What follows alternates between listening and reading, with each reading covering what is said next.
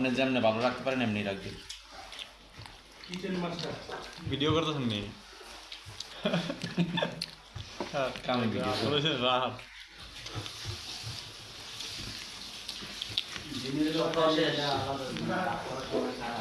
হ্যাঁ না দরকার ছিল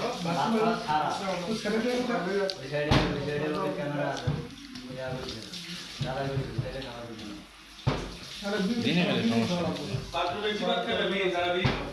গেটের বাইরে যাবে পার্মানেন্টের জন্য গেটের বাইরে যাইতে পারি আমরা খাইছেন আমরা খাইছেন